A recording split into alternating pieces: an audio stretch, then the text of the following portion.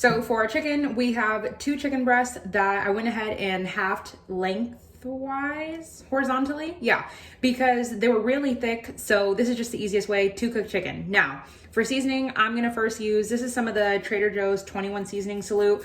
It's literally a mixture of like onion, garlic, paprika, like basically every spice you have in your cabinet. This is it. So this is one of my favorite seasonings. If you're gonna get anything from Trader Joe's, let it be this. And of course, we're gonna season both sides. So I did that on one side. Then this is some Weber Kickin' Chicken seasoning. I like it because it's like, for one, it has a lot of paprika, so you're gonna get good color, but then you also get great flavor from just everything. And there's a lot of heat in here. I got mine from Sam's, so I would get it there because it's the cheapest. Then building blocks for anything, salt and pepper.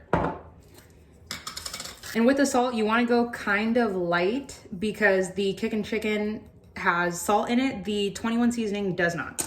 So I have my stainless steel skillet here with high sides. This is just my favorite. It gets like a nice crust. If I'm not using cast iron, using this one. So I have about a tablespoon of some rendered out chicken fat. If you guys watch my bone broth video, I'm always going to that video. I'm just gonna link it down below. This is the fat from On Top. It is so good for cooking. It makes everything more chickeny.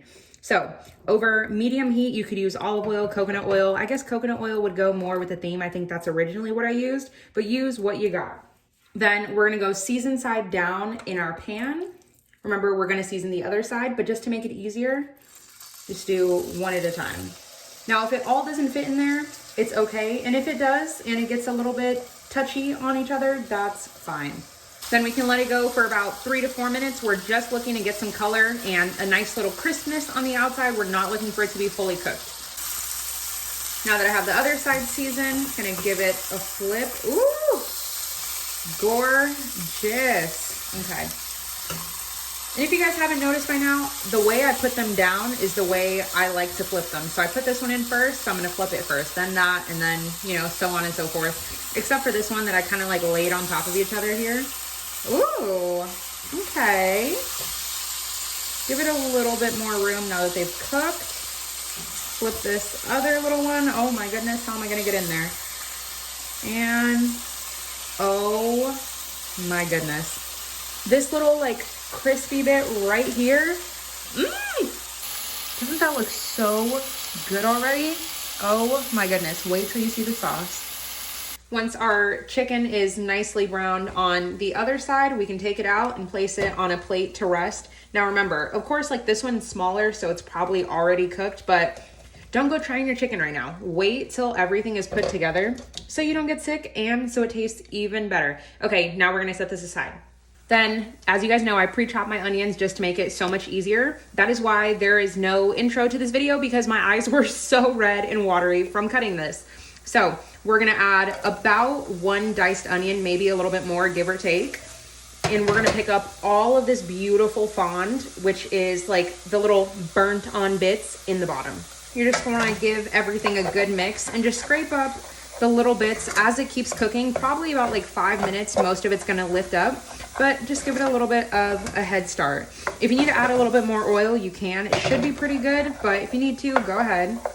Once your onions have picked up all of this nice color and they're like pretty brown and smelling good, then we're gonna add a 1.5 cups of, this is some of my homemade bone broth. You could use water and bouillon, chicken broth, whatever you have. You know, every video I feel like I say that because I know I definitely say it. I just need a shirt that says, use whatever you have.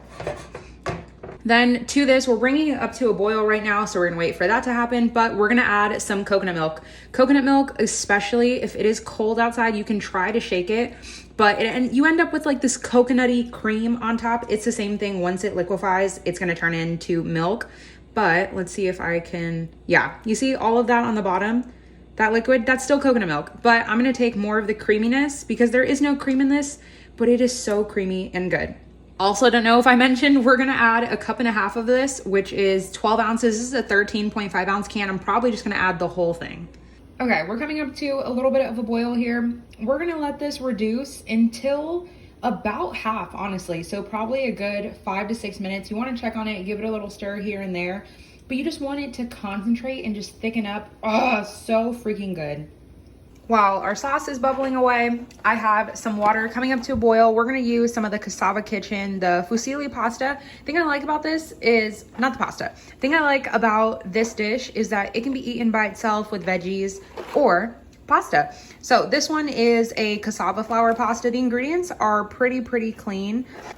This is a low glycemic pasta, meaning great for diabetics, great for anybody who is just trying to watch what they're putting in their body. This is great. So I'm gonna boil about half the bag. This is what, 8 ounces? We're gonna do 4 ounces. While our sauce is still cooking down, I'm gonna add the juice of 1 lime. Okay, this one doesn't seem to be very juicy, so I might add 2, but start with 1.